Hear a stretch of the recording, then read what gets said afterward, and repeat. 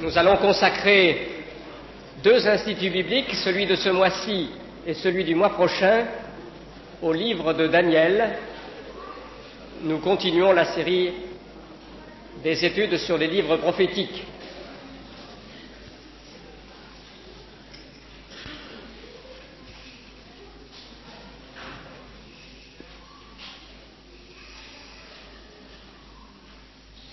J'introduirai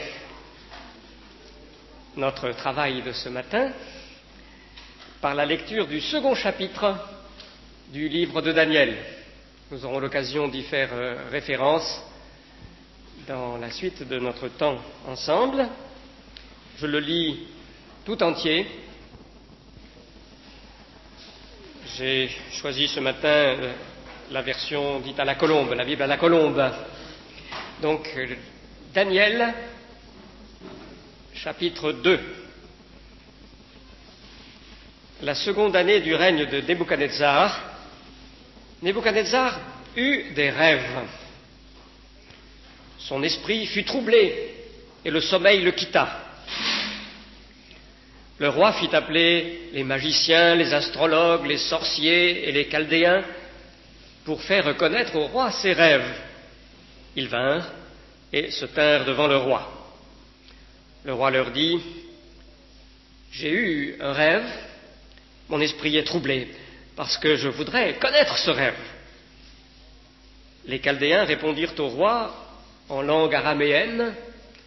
Alors ici, je glisse une petite note pour vous dire que l'araméen, c'est une langue cousine de l'hébreu, à peu près distante de l'hébreu, comme l'italien l'est du français.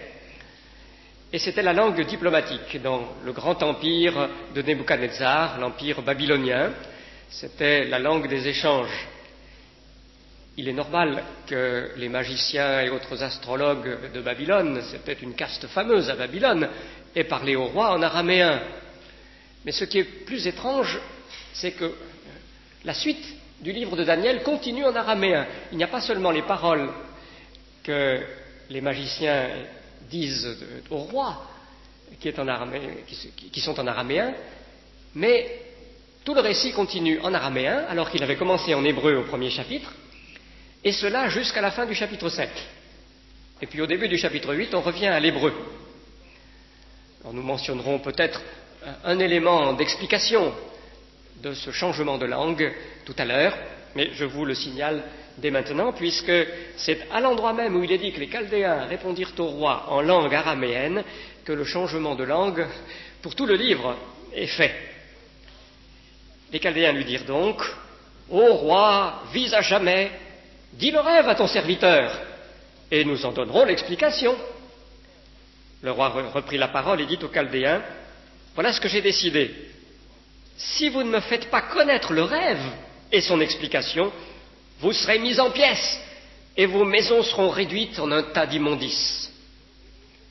Mais si vous me dites le rêve et son explication, vous recevrez de moi des dons, des présents et de grands honneurs. C'est pourquoi, dites-moi le rêve et son explication. » Ils répondirent pour la seconde fois que le roi dise le rêve à ses serviteurs, et nous en donnerons l'explication. Le roi reprit la parole et dit : « Je sais en vérité que vous voulez gagner du temps, parce que vous voyez ce que j'ai décidé. Si donc vous ne me faites pas connaître le rêve, la même sentence vous enveloppera. Vous êtes prêts à me dire des paroles mensongères et erronées en attendant que les temps soient changés. C'est pourquoi dites-moi le rêve, et je saurai que vous êtes capable de m'en donner l'explication. » Les Chaldéens répondirent au roi : « Il n'est personne sur la terre qui puisse dire ce que demande le roi. C'est pourquoi aucun roi grand et puissant n'a exigé une pareille chose d'aucun magicien, astrologue ou chaldéen. Ce que le roi demande est difficile. Il n'y a personne d'autre qui puisse le dire au roi, sinon les dieux, dont la demeure n'est pas parmi les êtres charnels. » Là-dessus, le roi se mit en colère et s'irrita violemment. Il ordonna de faire périr tous les sages de Babylone. La sentence fut publiée, les sages allaient être mis à mort, et l'on chercha Daniel et ses compagnons pour les faire mettre à mort, car ils avaient été rattaché à cette corporation des sages et mages de Babylone.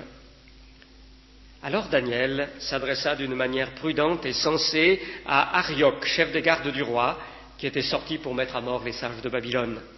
Il prit la parole et dit à Arioch, commandant du roi, « Pourquoi la sentence du roi est-elle si sévère ?» Arioch exposa la chose à Daniel. Et Daniel se rendit vers le roi et le pria de lui accorder un délai pour donner au roi l'explication.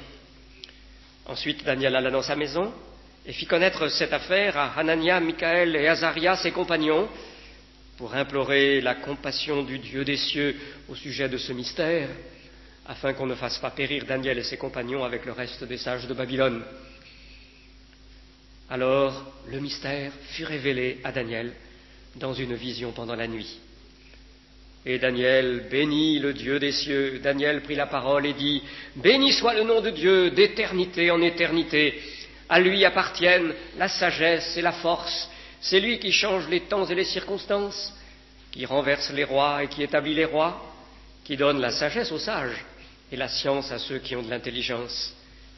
C'est lui qui révèle ce qui est profond et caché, qui connaît ce qui est dans les ténèbres, et la lumière demeure avec lui. Dieu de mes pères, je te célèbre et je te loue pour la sagesse et la force que tu m'as donnée, car tu m'as fait connaître ce que nous t'avons demandé, et tu nous as fait connaître ce qui concerne le roi. » Après cela, Daniel se rendit auprès d'Arioch, à qui le roi avait ordonné de faire périr les sages de Babylone. Il alla et lui parla ainsi, « Ne fais pas périr les sages de Babylone, conduis-moi devant le roi, et je donnerai au roi l'explication. » Arioch conduisit promptement Daniel devant le roi et lui parla ainsi, « J'ai trouvé parmi les déportés de Juda un homme qui donnera l'explication au roi. » Le roi prit la parole et dit à Daniel, qu'on nommait Beltchatsar, « Es-tu capable de me faire connaître le rêve que j'ai vu et son explication ?» Daniel répondit en présence du roi et dit, « Le mystère que le roi demande à comprendre, ce ne sont pas les sages, les astrologues, les magiciens et les devins qui sont capables de l'indiquer au roi, mais il y a dans les cieux un Dieu qui révèle les mystères et qui a fait connaître au roi Nebuchadnezzar ce qui arrivera dans la suite des temps. Voici ton rêve et les visions que tu as eues dans ton lit. Dans ton lit, ô roi, il t'est monté des pensées touchant ce qui arrivera dans la suite. Et celui qui révèle les mystères t'a fait connaître ce qui arrivera. Si ce mystère m'a été révélé, ce n'est pas qu'il y ait en moi une sagesse supérieure à celle de tous les vivants, mais c'est afin que l'explication soit donnée au roi et que tu connaisses les pensées de ton cœur. Ô roi, tu as eu une vision, celle d'une grande statue. Cette statue était immense et d'une splendeur extraordinaire. Elle était debout devant toi et son aspect était terrible. La tête de cette statue était d'or pur. Sa poitrine et ses bras étaient d'argent. Son ventre et ses cuisses étaient de bronze, ses jambes de fer. Ses pieds, en partie de fer, en partie d'argile. Tu regardais lorsqu'une pierre se détacha sans le secours d'aucune main, frappa les pieds de fer et d'argile de la statue et les réduisit en poussière. Alors le fer, l'argile, le bronze, l'argent et l'or furent pulvérisés ensemble et devinrent comme la balle qui s'échappe d'une aire en été. Le vent les emporta et nulle trace n'en fut retrouvée. Mais la pierre qui avait frappé la statue devint une grande montagne et remplit toute la terre. Voilà le rêve. Nous en donnerons l'explication devant le roi. Ô roi, tu es le roi des rois, car le Dieu des cieux t'a donné le royaume, la puissance, la force et la gloire. Il a remis entre tes mains, en quelques lieux qu'ils habitent, les fils des hommes, les bêtes des champs et les oiseaux du ciel, et il t'a fait dominer sur eux tous. C'est toi la tête d'or. Après toi s'élèvera un autre royaume, moindre que le tien, puis un troisième royaume qui sera de bronze et qui dominera sur toute la terre. Il y aura un quatrième royaume solide comme du fer. De même que le fer pulvérise et rompt tout, il pulvérisera et brisera tout comme le fer brise tout. Et comme tu as vu les pieds et les orteils en partie d'argile, de potier et en partie de fer, ce royaume sera divisé. Mais il y aura en lui quelque chose de la force du fer, parce que tu as vu le fer mêlé avec l'argile. Et comme les doigts des pieds étaient en partie de fer et en partie d'argile, ce royaume sera en partie solide et en partie fragile. Tu as vu le fer mêlé avec l'argile, parce qu'ils se mêleront par des alliances humaines, mais ils ne s'attacheront pas l'un à l'autre, de même que le fer ne se mélange pas avec l'argile. Dans le temps de ces rois, le Dieu des cieux suscitera un royaume qui ne sera jamais détruit, et ce royaume ne passera pas sous la domination d'un autre peuple. Il pulvérisera et anéantira tous ces royaumes-là, et lui-même subsistera éternellement. Ainsi, tu as vu la pierre se détacher de la montagne sans le secours d'aucune main, et elle a pulvérisé le fer, le bronze, l'argile, l'argent et l'or. Le grand Dieu a fait connaître au roi ce qui doit arriver dans la suite. Le rêve est véritable, et son explication digne de confiance. Alors le roi Nebuchadnezzar tomba la face contre terre, se prosterna devant Daniel, et ordonna de lui offrir des sacrifices et des parfums.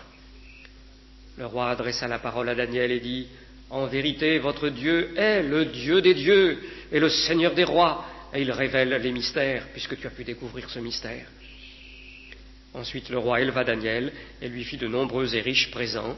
Il lui donna le commandement de toute la province de Babylone et l'établit chef suprême de tous les sages de Babylone.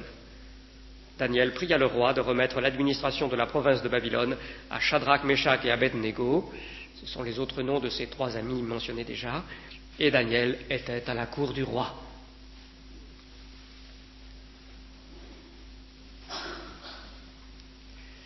Nous allons prier le Seigneur pour qu'il nous conduise dans la bonne compréhension de tout ce qui concerne sa parole. Est-ce que notre sœur, Mlle Laura Buisson, voudrait nous conduire dans la prière ?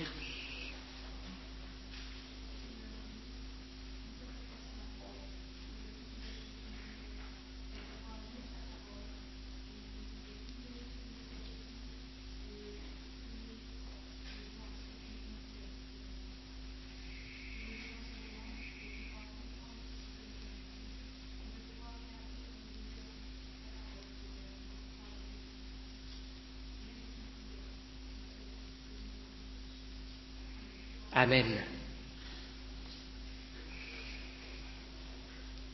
Nous incluons l'étude de Daniel dans la série de nos instituts bibliques sur les livres prophétiques, et notre Seigneur Jésus lui-même a appelé Daniel un prophète. Il a dit dans le discours qu'on trouve au chapitre 24 de l'évangile de Matthieu, le prophète Daniel. Pourtant, Daniel n'est pas rangé dans la Bible en hébreu parmi les prophètes. La Bible en hébreu, comme dans la version en français courant, qui suit l'ordre hébreu des livres et la classification traditionnelle en hébreu, la Bible en hébreu a une première section pour la loi, une deuxième section pour les prophètes, et puis une troisième section qu'on pourrait dire un peu fourre-tout, qui est intitulée les écrits. Or, Daniel ne se trouve pas dans la deuxième section, qui a pour titre général les prophètes. Le livre de Daniel se trouve dans la troisième section des écrits. Pourquoi ? Je crois que l'explication n'est pas difficile à trouver. Daniel a bien été un prophète au sens large du terme, qui est celui de porte-parole de Dieu, de médiateur de la révélation. Daniel s'est exprimé au nom du Seigneur, et parce que le Seigneur lui avait permis de le faire. Donc, dans ce sens large, il a été prophète, comme finalement tous les auteurs de tous les livres bibliques ont été prophètes.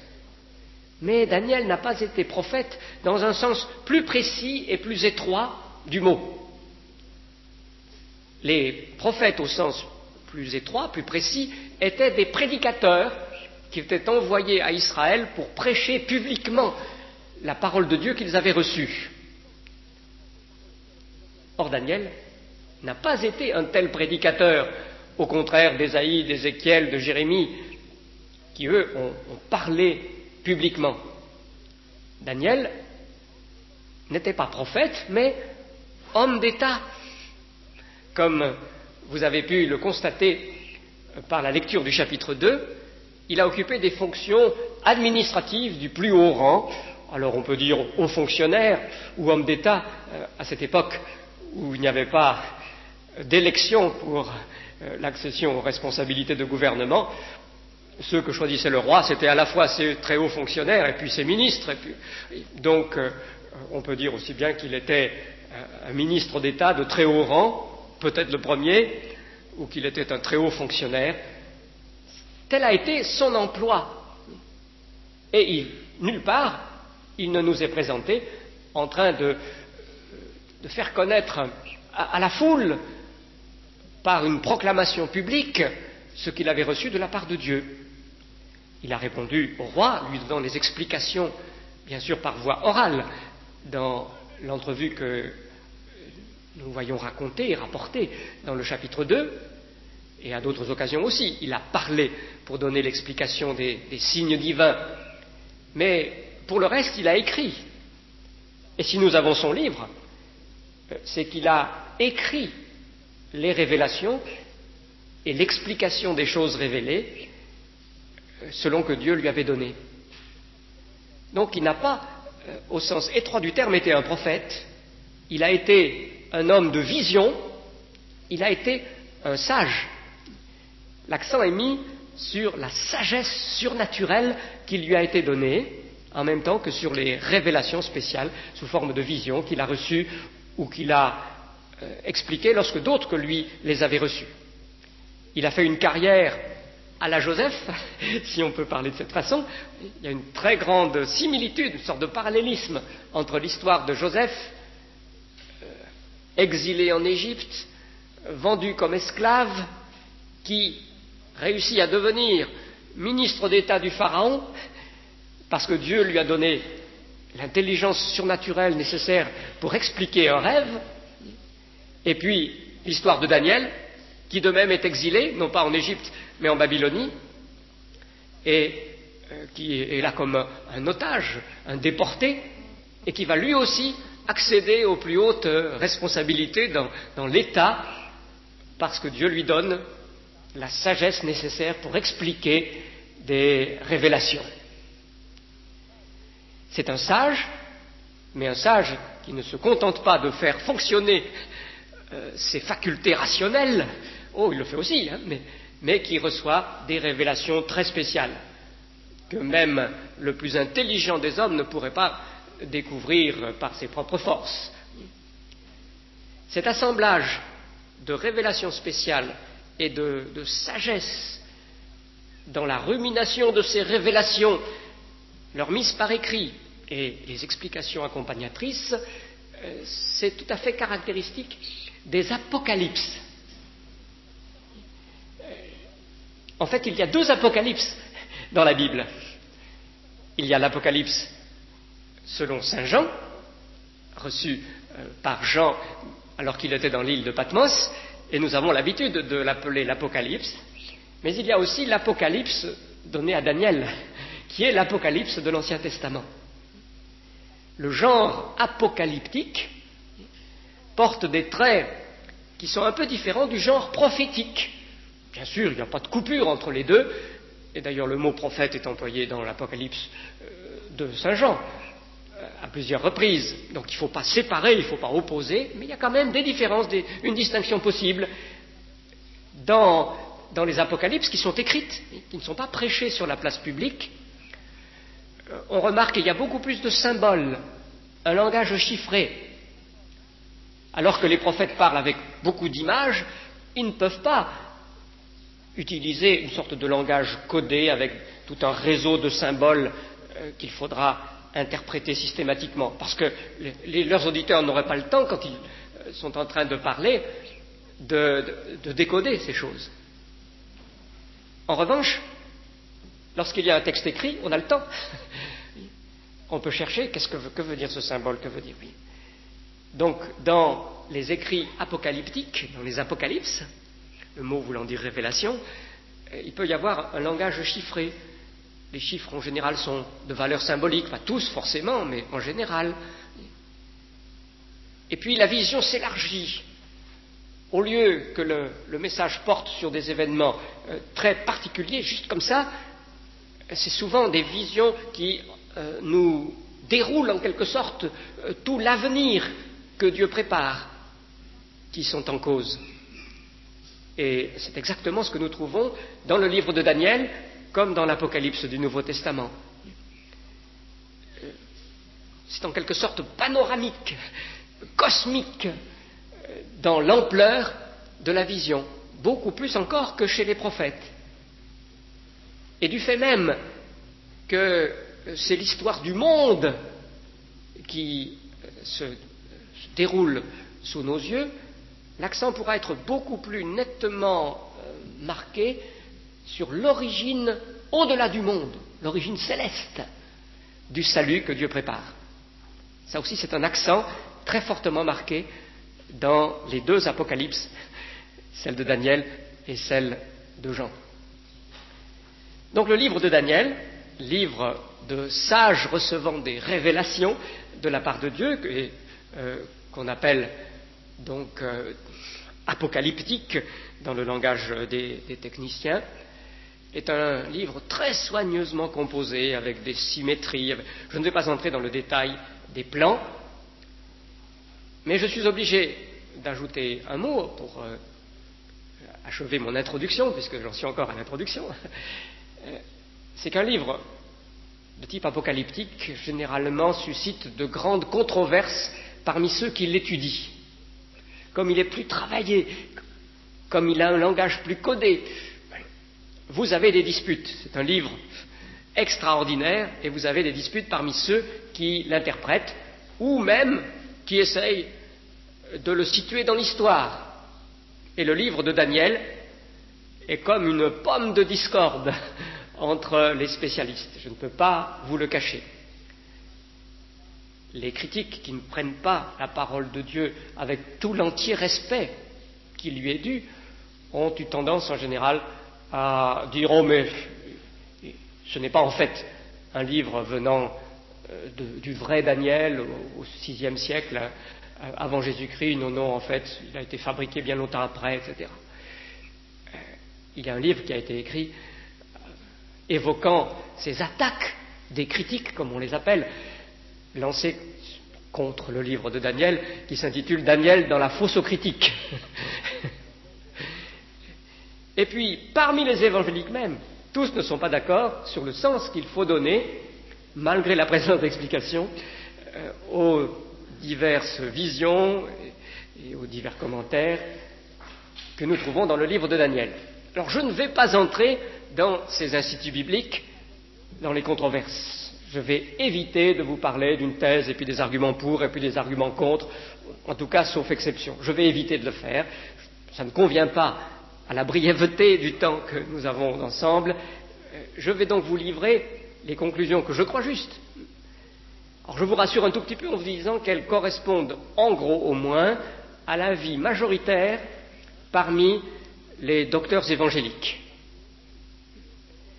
Je ne dis pas qu'ils soient unanimes, mais je dis que les positions auxquelles j'ai été conduit, et avec l'aide de ceux qui ont écrit avant que j'aborde moi-même une telle étude, bien sûr, c'est que les conclusions auxquelles j'aboutis sont celles que je crois le plus souvent admises parmi les gens qui sont à la fois compétents, langues originales par exemple, qui ont une formation adéquate et qui sont évangéliques, c'est-à-dire qui confessent l'autorité entière, la vérité absolue de toute la Bible.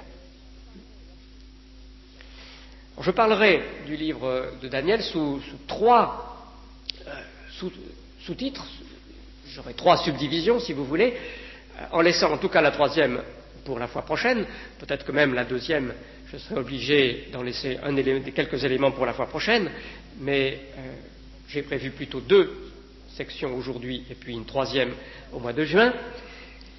Les épreuves surmontées, l'aspect qui correspond davantage à la biographie de Daniel, qui permettra de situer le personnage. Les empires symbolisés, dans 3 grands chapitres en particulier, et puis les semaines ou septaines décrétées, qui sont l'objet d'une prophétie particulière au chapitre 9, avec développement, au moins sur certains points, dans les chapitres qui suivent, jusqu'à la fin du livre. Alors cette question des 70 septaines, 70 semaines si vous préférez, et de la fin du livre, je la laisse, cette question, à la fois prochaine. Mais aujourd'hui, j'essaie de résumer ce qui concerne le témoignage et le personnage même de Daniel, auquel il faut associer ces trois compagnons que vous avez entendu nommer dans la lecture du chapitre 2 tout à l'heure, et puis ce qui concerne donc les empires mondiaux, d'après trois visions du livre. Daniel, vraiment je pourrais dire qu'avec ses compagnons,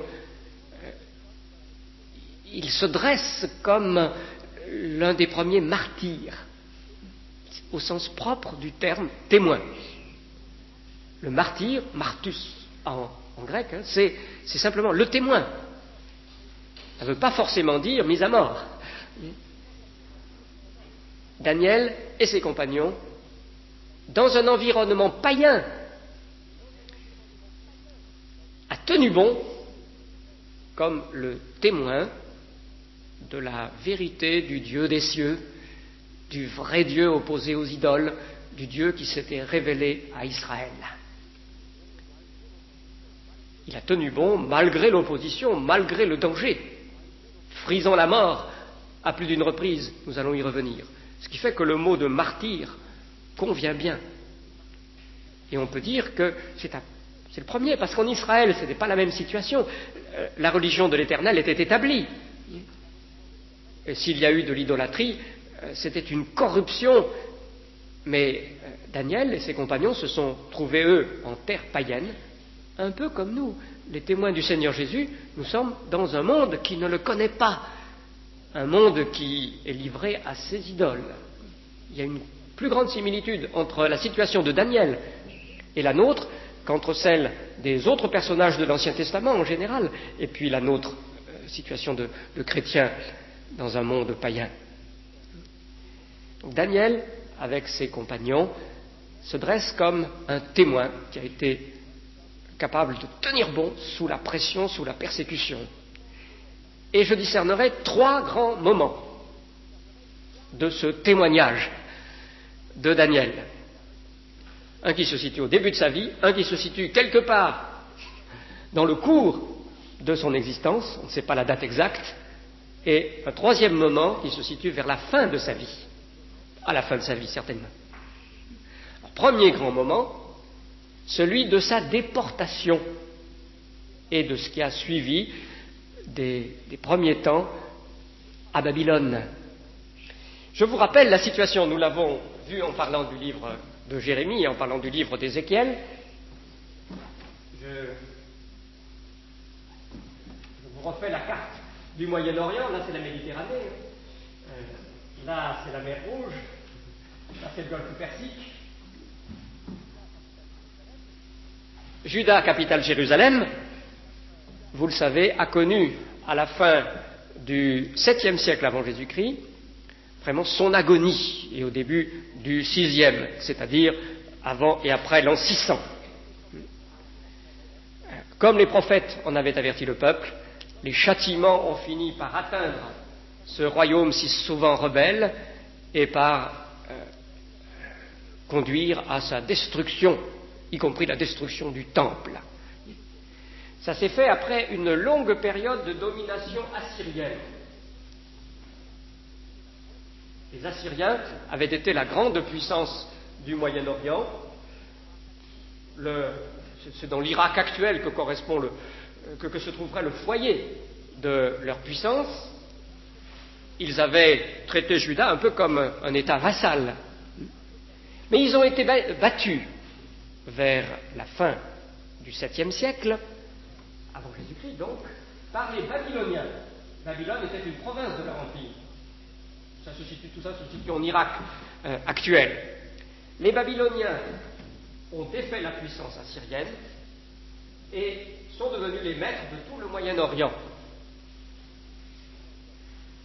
Et Dieu avait décidé que les Babyloniens serait l'instrument de ses jugements contre Juda et contre ses rois impies en particulier. Nous avons vu cette histoire en parlant de Jérémie et d'Ézéchiel. Conduits par Nebuchadnezzar, les Babyloniens ont triomphé de tous leurs adversaires, en particulier des Égyptiens, qui constituaient la seule puissance, une fois les Assyriens abattus, capable de tenter une résistance. Les Babyloniens sont devenus les maîtres de toute cette région. Alors ils ont, après leur grande victoire de Carchemish en 605, lorsqu'ils ont battu les Égyptiens, Nebuchadnezzar venait, lui qui était le prince héritier depuis évidemment pas mal de temps, à la mort de son père, de prendre le pouvoir. Nebuchadnezzar a battu le pharaon Néchao à Carchemish en 605, mai-juin, probablement de cette année. Et à ce moment-là, alors, il a conquis toute la zone qui correspond donc au rivage de la Méditerranée, y compris Juda. Il a soumis le petit royaume de Juda et sa capitale Jérusalem et son roi Joachim à son pouvoir en 605, deuxième partie de l'année 605. Mais Joachim, quand les armées babyloniennes sont reparties plus près de leur base d'origine, a cru qu'il pourrait se révolter, à l'instigation des Égyptiens d'ailleurs. Ce qui fait que les armées babyloniennes ont dû revenir pour soumettre ce rebelle. En 597, la ville de Jérusalem a été prise par les armées babyloniennes et son roi a été fait prisonnier et emmené captif en Babylonie, le roi Joachim. Et puis une partie de la population a été emmenée en déportation, plusieurs milliers. Tous les bons artisans qualifiés, une certaine élite de toute cette population. Et puis le roi Nebuchadnezzar a mis sur le trône un prince de la famille royale dont il espérait qu'il se tiendrait tranquille. Il lui a donné son nom, Sédécias, pour bien montrer que c'était sa créature. Et puis il est reparti, après 597. Mal conseillé, faible comme il était, malgré les avertissements de Jérémie, Sédécias à son tour s'est révolté, croyant que les Égyptiens pourraient l'aider. Et les armées babyloniennes sont revenues encore une fois, 10 ans plus tard, 587, et elles ont, alors cette fois, complètement détruit la ville, détruit le temple, mis fin à la royauté. Le roi Sédécias a été fait prisonnier, on a égorgé tous ses fils devant lui, puis on lui a crevé les yeux pour que ça reste la dernière image qu'il ait en mémoire. Donc ça a été vraiment là une situation terrible. Je vous rappelle donc ce que nous avons vu même un peu plus en détail. En 597, lors donc de la première grande prise de la ville après siège, Ézéchiel a été déporté. Il a fait partie de ces quelques milliers déportés en Babylonie. Jérémie, lui, est resté à Jérusalem, et en 587, quand la ville a été prise, les Babyloniens qui savaient ce qu'il avait prêché lui ont laissé la vie sauve. Il n'a pas été déporté comme le reste de la population, mais finalement les quelques compatriotes qui étaient restés en Juda avec lui, après d'autres péripéties, l'ont entraîné en Égypte. Et c'est là qu'il est mort. De force, ils l'ont traîné avec eux. Où se situe Daniel dans ce schéma historique? Sa déportation à lui date déjà de 605. 605, c'est tout de suite après la victoire de Carchemish sur l'Euphrate, donc le moment où le roi Nebuchadnezzar est arrivé à Jérusalem et a obligé Joachim à se comporter en vassal. Il n'y a pas eu de grande prise de la ville. Joachim, là, s'est soumis facilement, à contre-cœur, mais facilement. Et il est donc resté en place sur le trône. Et le roi Nebuchadnezzar a emmené avec lui comme captif un certain nombre d'otages. Ce n'est pas une première déportation très, très massive, pas du tout. Ce n'est pas plusieurs milliers, mais combien? Quelques dizaines peut-être. De jeunes gens, de garçons, des familles de l'aristocratie jérusalémite, pris comme otage. Ils se disaient, si j'ai leurs enfants, je vais comme ça m'assurer contre une révolte possible, une fois que je serai reparti, si j'ai leurs enfants avec moi. Alors il a choisi parmi les familles de la haute aristocratie de Jérusalem, les familles dirigeantes de Juda, un certain nombre de jeunes gens, et puis il a fait d'une pierre deux coups. C'était sa politique. Non seulement il les prenait comme otages, mais il allait s'en faire son personnel administratif de haut niveau. Il allait les former dans son école nationale d'administration, à l'ENA de Babylone, pour qu'ils soient ses hauts fonctionnaires. Sans racines à Babylone, ils seraient forcément entièrement dociles à l'égard du pouvoir. Donc c'était vraiment des fonctionnaires.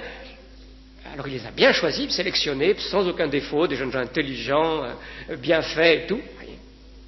Et Daniel, dont l'historien juif Flavius Joseph nous dit qu'il était de sang royal, Daniel a été de ses otages. Alors quel âge avait-il exactement? Probablement aux alentours de 15 ans. Bon, les estimations peuvent aller de 12 à 20 ans. On n'a pas d'indication très précise, mais le mot qui est employé pour Joseph quand il avait 17 ans, donc on peut dire une quinzaine d'années, en gros. Donc en 605, âgé d'une quinzaine d'années, Daniel, qui fait partie donc d'une des meilleures familles, probablement de sang royal, à Jérusalem, est emmené captif avec plusieurs compagnons à Babylone. Et là, double épreuve qui va lui permettre vraiment d'acquérir cette figure du témoin fidèle face à l'adversité qui est vraiment sa stature. Au premier chapitre, c'est un épisode dont les enjeux ne nous paraissent pas énormes, mais quand même c'était déjà sérieux. Une question de diététique, semble-t-il. Comme ils sont formés pour le service du roi, ils sont à la cour, et on veut les faire manger les bons repas du roi. C'est leur privilège. Puis on se dit, s'ils mangent comme le roi, ils vont prospérer, être de beaux athlètes. Mais seulement, certains de ces aliments sont impurs d'après la loi de Moïse. Et Daniel qui veut être fidèle à son Seigneur, avec ses 3 amis les plus proches, dit non, ils ne vont pas manger tout ce qui passe là sur la table du roi. Alors vous remarquez à quel point déjà Dieu lui a donné d'être sage. Il n'adopte pas la pose du martyr, allant comme ça, voilà, je ne veux pas, s'offrant immédiatement aux coups les plus rudes. Vous remarquez son intelligence? Il va voir le responsable en disant, tu ne veux pas faire un essai avec nous? Nous mangerons, nous, des légumes, selon notre... tu verras, nous serons en aussi bonne santé que les autres. Laisse-nous essayer. Il arrange les choses. Un diplomate qui ne veut pas casser les vitres, mais qui veut obéir avec sagesse dans les circonstances adverses. Alors il obtient ce qu'il demande. C'est une épreuve, parce que si jamais, c'était de cela que le chef responsable avait peur, si jamais il s'était mis à avoir grise mine, le roi aurait dit, mais enfin comment se fait-il que ceux-là soient en mauvaise santé, et s'il avait découvert qu'ils ne mangeaient pas comme ils auraient dû, oulala. Mais le Seigneur répond à la prière et honore la fidélité de Daniel et de ses compagnons, et en fait ils sont en bien meilleure forme que tous les autres. Première épreuve, surmontée par la grâce de Dieu, par le témoin fidèle. Deuxième épreuve, celle du chapitre 2. Le roi a un rêve qui le trouble beaucoup. Il va en avoir l'explication, mais ou bien il a vraiment oublié le rêve, ou bien il prétend simplement l'avoir oublié. Il sait que les mages et autres astrologues, ils réussissent toujours à s'arranger. Pour le baratin, ils sont très forts. Donc, cette fois, il veut vraiment les mettre à l'épreuve. Il veut avoir l'explication. Il dit, vous ne me donnez pas seulement l'explication, mais le rêve lui-même. Vous me dites ce que j'ai rêvé. Alors les pauvres, ils lèvent les bras au ciel, quoi, mais c'est impossible. Jamais on nous a demandé ça, évidemment. Et le roi, du coup, s'emporte, veut faire mettre à mort tous ceux qui relèvent de cette corporation. Et Daniel et ses compagnons, parce qu'il y avait des liens entre cette corporation, c'était les mages, c'était les sages en même temps, donc, et les postes d'administration dans le royaume, Daniel et ses compagnons doivent être dans la charrette de l'exécution massive que le roi a décidée dans sa fureur. Alors, c'est une nouvelle épreuve. Et nous avons lu comment Daniel et ses compagnons la surmontent. De nouveau, ils obtiennent, vous voyez, diplomatiquement un délai, et puis ils prient le Seigneur révèle, et avant même d'apporter la réponse au roi, ils prennent le temps de rendre grâce, de louer le Seigneur. Vous avez remarqué cette si belle prière. Et puis Daniel, donc, dit au roi, avec tous les commentaires voulus, quel a été le rêve et quelle en est l'explication. Deuxième grande épreuve. Mais tout ça se situe au début de la vie de Daniel.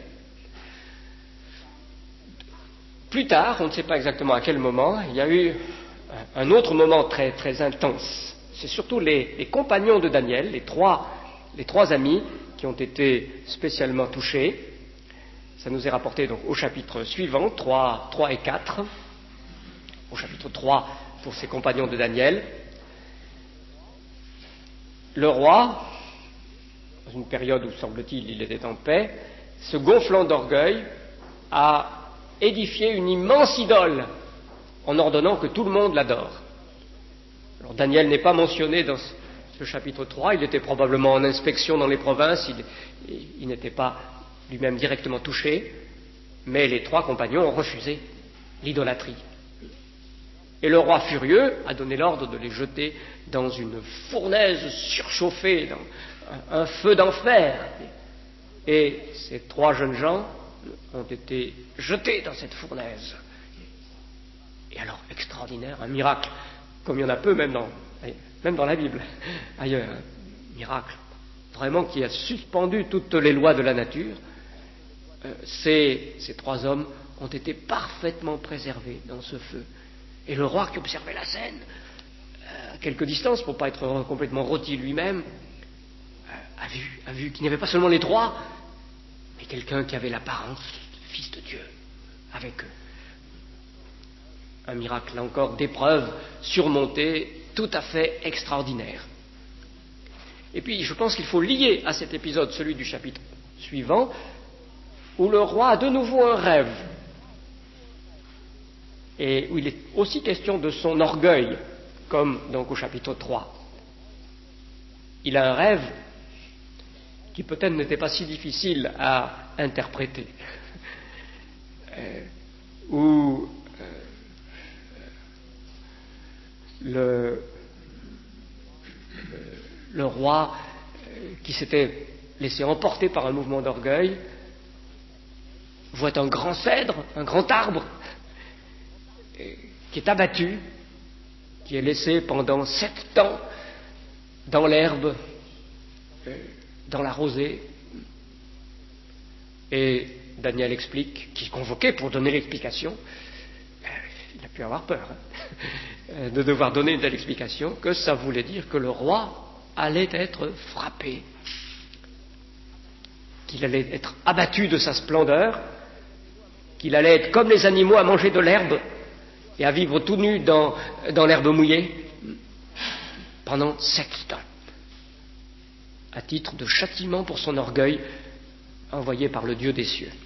Osez dire ça au roi. Il l'a fait fidèlement. Encore une épreuve.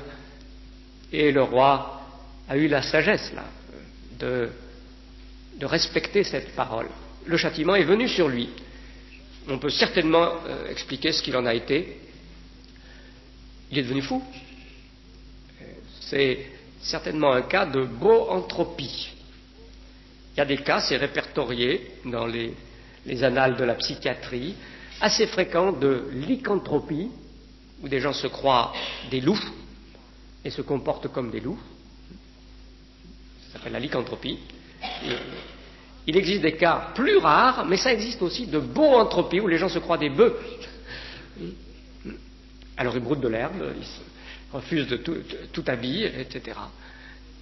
Le théologien évangélique Harrison, dans son introduction à l'Ancien Testament, dit qu'il a lui-même observé, en 44-45, il s'est trouvé sans doute mobilisé dans un hôpital psychiatrique, et il a observé un cas de boanthropie. Le roi Nebuchadnezzar, certainement, a été frappé d'une telle maladie mentale pendant donc 7 ans. Est-ce que c'est 7 ans? Pas forcément, difficile de savoir exactement. Donc ça, c'était la deuxième phase de Daniel, celle qui se situe tout à la fin, quand ce royaume babylonien, qui s'était établi donc à partir de 610-605 avec Nebuchadnezzar, quand ce royaume babylonien a été à son tour abattu par le royaume des Mèdes et des Perses, conduit par Cyrus le Grand. Babylone a été prise en 539 et Cyrus est devenu le maître de tout ce Moyen-Orient. Ce Cyrus, qui est le même que Darius le Mède, parce qu'il avait 2 noms. Il était Mède par sa mère et Perse par son père, descendant de la dynastie royale dans les 2 cas. Et pour cela même, il portait 2 noms. Dans le verset du chapitre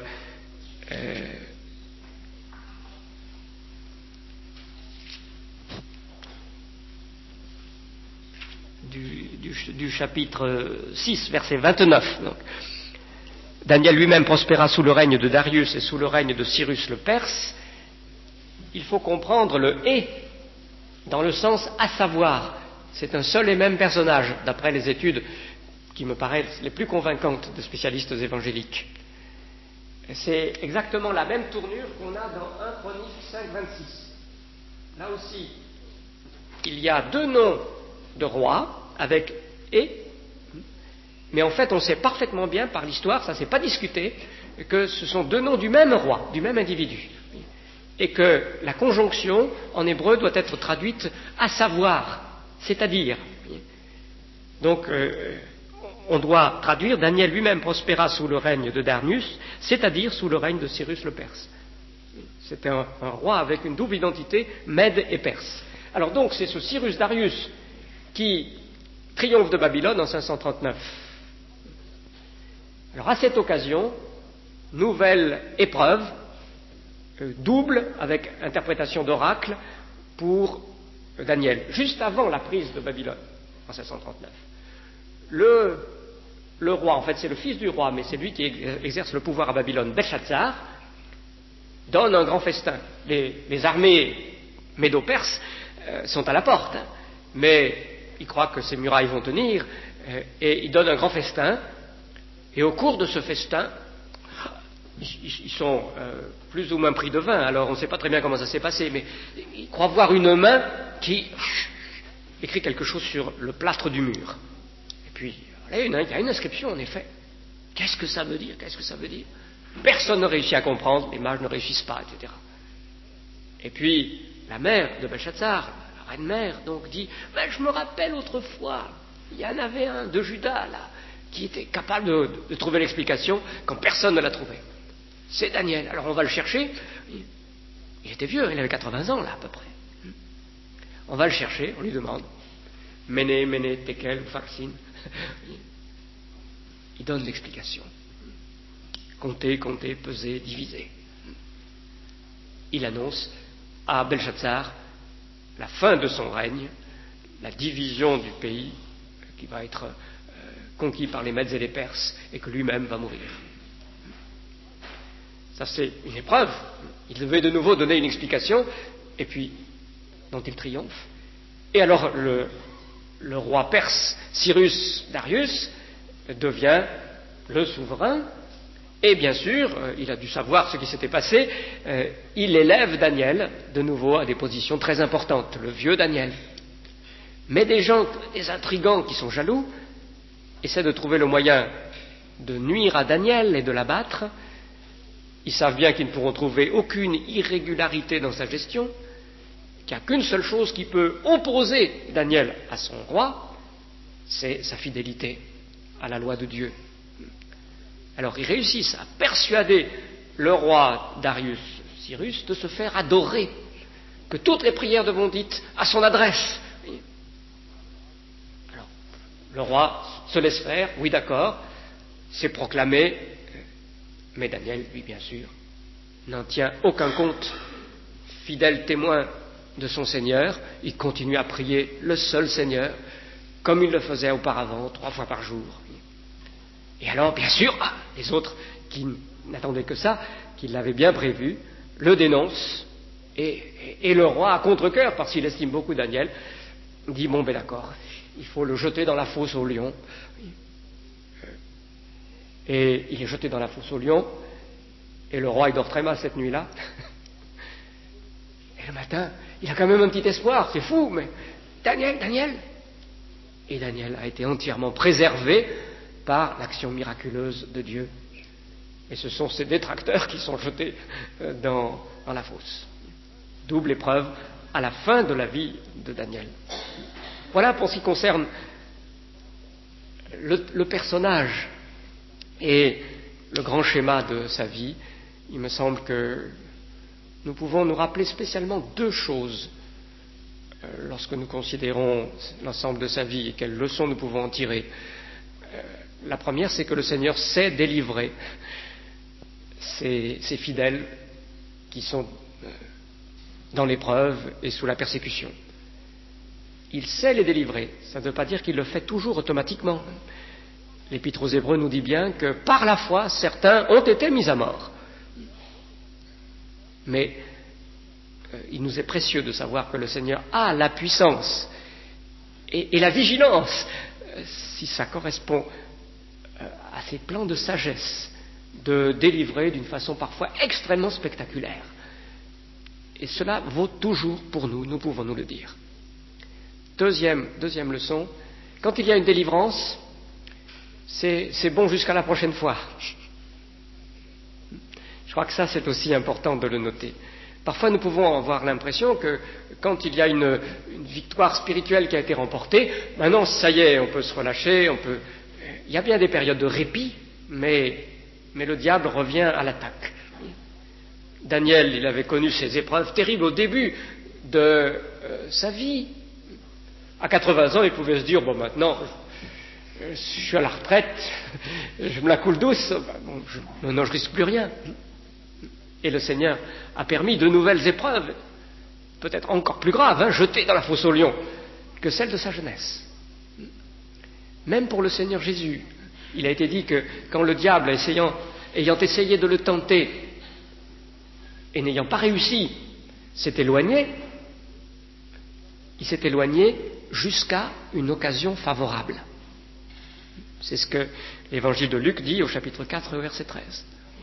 Et cela doit aussi demeurer dans notre pensée pour que nous restions vigilants.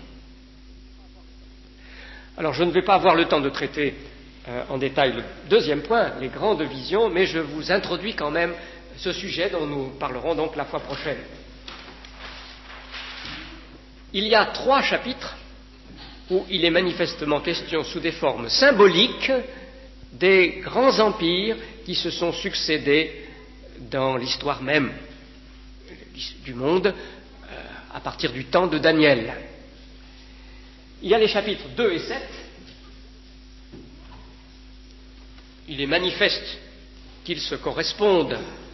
D'abord, ils se trouvent au début et à la fin de la partie en araméen. C'est assez intéressant. Ils ont là une position de symétrie.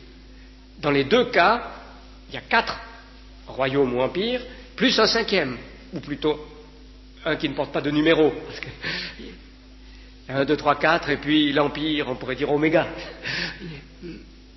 Donc ils se correspondent très clairement. Et puis alors il y a le chapitre 8 qui correspond aussi assez clairement à certains éléments du chapitre 7.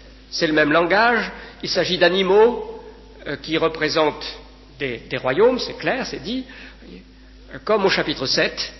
Donc on peut vraiment associer le chapitre 8 à ces deux autres chapitres 2 et 7. Il est encore question de royaume et d'empire plus loin, mais ils ne sont plus symbolisés de la même façon qu'au chapitre 2, 7 et 8. Pourquoi le chapitre 8 est-il en hébreu alors que les chapitres 2 et 7 sont en araméen? Ça fait déjà partie des questions d'interprétation, mais je crois que je peux donner dès maintenant une indication. Les chapitres 2 et 7 me semblent nous montrer les royaumes selon l'histoire du monde. Il s'agit des empires universels et au terme du quatrième de ces empires, ce sont des choses qui intéressent le monde entier qui se passent. En revanche, au chapitre 8, il s'agit davantage de royaumes qui ont intéressé la terre d'Israël et la ville même de Jérusalem. L'accent porte sur ce que fera un roi du deuxième royaume en cause au chapitre 8 à Jérusalem. Et c'est pour ça que le texte est en hébreu. Les perspectives sont moins larges, il s'agit de se concentrer davantage sur la terre même du peuple élu. Je crois que c'est pour ça que nous avons l'araméen, langue diplomatique mondiale de l'époque, pour chapitre 2 et 7, et l'hébreu au chapitre 8. Alors je vous montre simplement les correspondances, et puis j'en resterai là aujourd'hui, je m'en contenterai, et puis nous essaierons de trouver les explications la fois prochaine. Mais je vous montre déjà les correspondances. Au chapitre 2, vous avez 4 grandes parties de la statue, qui représentent des royaumes, comme vous l'avez entendu tout à l'heure. Vous avez la tête d'or, vous avez la poitrine avec les bras d'argent,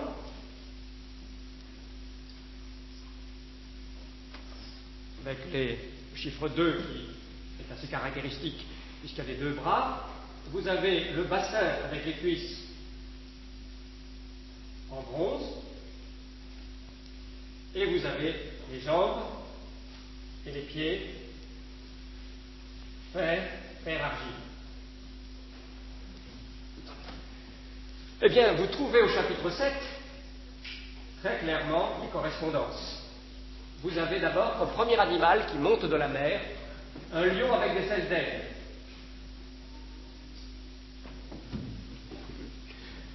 Les 2 rois de la faune correspondante, terrestre et de l'atmosphère, lion et aigle, ça correspond à la noblesse de l'or et de la tête. Vous avez donc lion, l'aigle. Vous avez ensuite l'ours. Et l'ours, il est surtout appuyé d'un côté, il y a une dissymétrie. Il y a donc un chiffre 2 qui le caractérise, mais asymétrique. Ce qui n'était pas indiqué au chapitre 2. Il y avait 2 bras, mais il n'était pas dit que l'un était plus gros que l'autre ou plus haut que l'autre. Mais l'ours, là, il se tient appuyé d'un côté, donc c'est quelque chose qui est mentionné pour que nous y fassions attention, ça doit avoir un sens. Et puis d'autre part, il a 3 côtes dans la gueule. Il y a ce 2 et ce 3 qui le caractérisent. Puis vous avez le léopard, animal qui évoque la rapidité extrême, et lui alors il est caractérisé par le chiffre 4, 4 têtes. Et puis vous avez finalement un monstre innommable qui a des dents de fer, donc vous retrouvez le fer, ça correspond, avec 10 cornes, et une petite corne qui monte parmi les 10, qui en abat 3, et qui devient alors horrible, blasphématoire. Vous voyez la correspondance. Et alors au chapitre 8, vous avez un bélier qui est aussi caractérisé par le chiffre 2. Il a 2 cornes. Donc c'est une correspondance qui nous permet tout de suite de mettre le bélier en correspondance avec l'ours. Ici, 2 cornes dont une est plus haute que l'autre, avec donc une asymétrie. Et puis il s'étend en 3 directions, l'ouest, le nord et le sud, qui correspondent aux 3 côtes. Donc vous avez une très bonne correspondance entre le bélier du chapitre 8 et l'ours du chapitre 7. Et puis vous avez le bouc, qui lui aussi est caractérisé par le chiffre 4, qui va abattre le bélier. Le bouc, il a une très grande corne au début, mais cette corne se brise, et à la place, il y en a 4. Donc vous avez la correspondance avec le léopard. Et il nous est dit qu'il va très très vite, ce bouc aussi, quand il heurte le bélier. Donc la vitesse du léopard est aussi caractéristique du bouc. Donc il n'est pas douteux que nous avons une correspondance comme je vous montre au tableau. Puis alors en plus, donc il y a le royaume Oméga, hors série, petite pierre qui se détache sans le secours d'aucune main, qui brise la statue et qui devient une immense montagne qui remplit toute la terre. Au chapitre 2. Et quelqu'un comme un fils d'homme, comme un être humain, qui vient sur les nuées du ciel et qui reçoit l'empire éternel et qui est solidaire du peuple des saints du Très-Haut persécuté, dans le chapitre 7. Alors, je vous dis quelles sont les identifications que nous ferons, mais nous y reviendrons donc la fois prochaine. La tête d'or, le lion-aigle, pas le moindre doute, c'est dit, nous l'avons lu. La tête d'or, c'est toi, ô roi. C'est l'empire babylonien, le royaume babylonien de Nebuchadnezzar et de ses successeurs. À coup sûr, la tête d'or, c'est l'empire babylonien. La poitrine, l'ours, le bélier, là aussi c'est vraiment pas difficile. Le bélier, c'est dit dans le chapitre 8, c'est dit en clair, le bélier, ce sont les rois des Mèdes et des Perses. C'est l'empire médo-perse. Le chiffre 2 qui le caractérise correspond à cette dualité, les Mèdes et les Perses. Darius est devenu si fort justement parce qu'il a uni les Mèdes et les Perses. Il était lui-même issu des 2 familles royales, il a uni ces 2 peuples, dont les qualités étaient complémentaires. Les Mèdes étaient des montagnards guerriers, les Perses étaient des administrateurs bons gestionnaires, et donc ils ont uni leurs forces sous la direction de Cyrus Darius, et du coup l'empire est devenu le grand empire de tout le Moyen-Orient. Donc, le chiffre 2, vous voyez, avec une dissymétrie, parce que les Perses l'ont vite emporté sur les Mèdes. Une fois les victoires remportées, ce sont les Perses, avec leur sens de l'administration, qui sont devenus prépondérants. D'où une corne plus haute que l'autre, un côté de l'ours plus haut que l'autre. Et les 3 côtes correspondent aux 3 orientations des conquêtes de Cyrus à partir de sa base. Le léopard bouc correspond au bassin de bronze. C'est l'empire qui est venu après, l'empire médo-perse, dans l'histoire, qui en a triomphé, et c'est dit au chapitre 8, ce sont les rois de Yavan, c'est-à-dire la Grèce. C'est l'empire grec d'Alexandre le Grand, qui est représenté par la grande corne, qui est brisée et qui laisse place à 4. L'empire d'Alexandre, à sa mort, a été divisé entre ses généraux, et 4 royaumes ont suivi ce début d'empire. Alors ils ont constitué l'empire hellénistique, mais sans une direction centrale. Il y a 4 royaumes, avec 2 d'entre eux, cela est détaillé au chapitre 8, qui ont spécialement concerné le territoire de Juda, le royaume de Syrie, le royaume grec de Syrie et le royaume grec d'Égypte, au nord et au sud pour Juda. Et alors le 4e, c'est l'empire romain. Pourquoi un tel monstre faire? Certains ont dit c'est parce que le lien dans cet empire c'était un lien beaucoup plus artificiel, le droit romain, plutôt que le sentiment organique d'une population unique. Est-ce que c'est vrai? Je ne sais pas. Non, en tout cas, c'est l'empire qui est présenté comme le plus puissamment opposé à la religion du vrai Dieu, le plus blasphématoire de tous. Empire romain, avec la petite corne du monstre ici, qu'on appelle très souvent l'Antichrist. Alors là, il y a une difficulté sur laquelle nous aurons à revenir, puis je m'arrête là. Cet empire romain, représenté ici comme le numéro 4, est-ce que c'est seulement l'empire romain passé, ou est-ce que nous devons prévoir une sorte de reconstitution de cet empire romain? Est-il même reconstitué à l'heure actuelle ou non? Là, il y a des débats parmi les interprètes évangéliques. Je crois qu'on peut dire en tout cas c'est l'empire romain. Et c'est comme ça que même parmi les Juifs, on l'avait compris. Flavius Joseph l'avait compris ainsi au 1er siècle. Mais est-ce que c'est seulement première phase, deuxième phase? Nous y reviendrons. En tout cas, vous avez une petite idée donc, de ce schéma des empires. Nous essaierons d'y revenir la fois prochaine, Dieu voulant.